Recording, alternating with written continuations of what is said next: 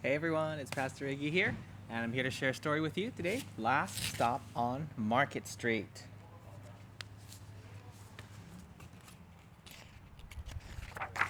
Here's the street.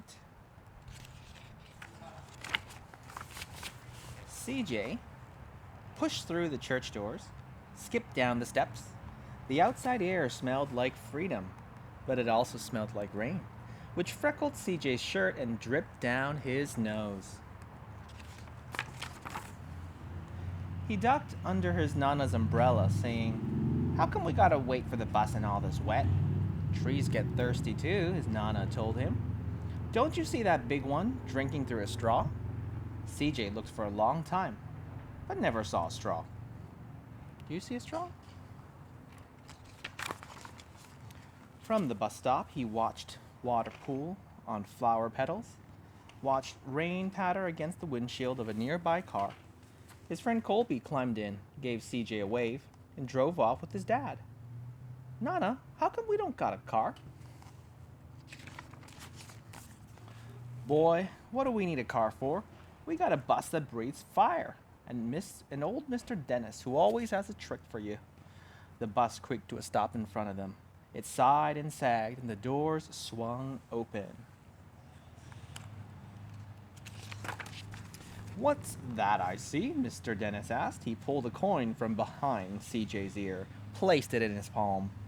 Nana laughed her deep laugh and pushed CJ along. They sat right up front.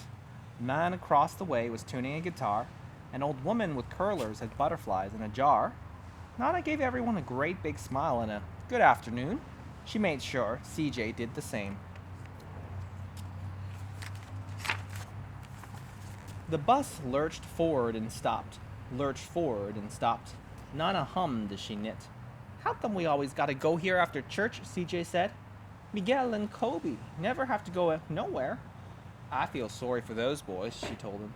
"They'll never get a chance to meet Bobo or the Sunglass Man.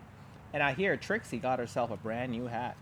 CJ stared out the window, feeling sorry for himself. He watched cars zip by on either side, watched a group of boys hop curbs on bikes. A man climbed aboard with a spotted dog.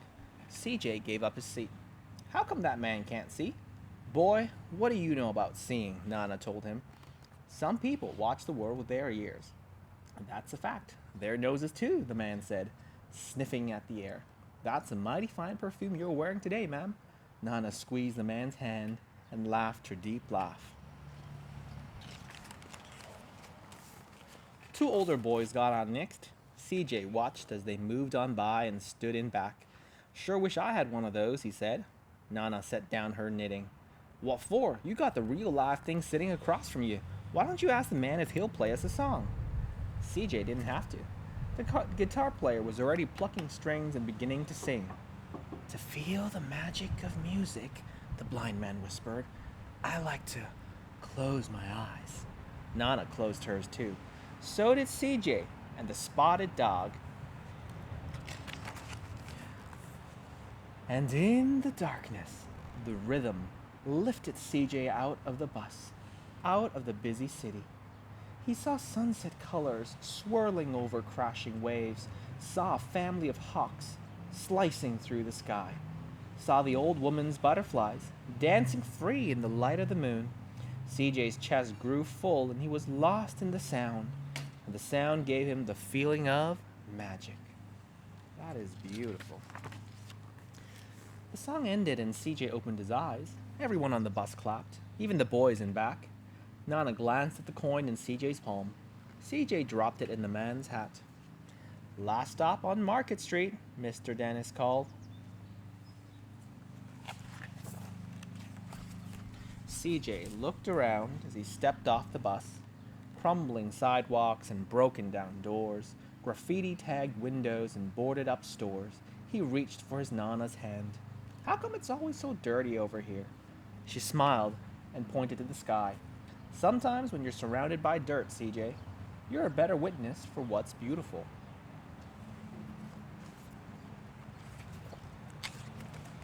CJ saw the perfect rainbow arcing over their soup kitchen.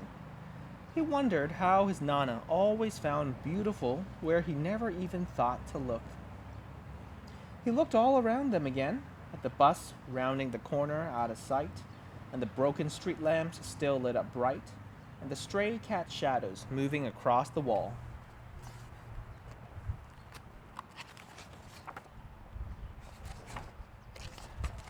When he spotted their familiar faces in the window, he said, "I'm glad we came." Oh, there's a lot of people lining up here.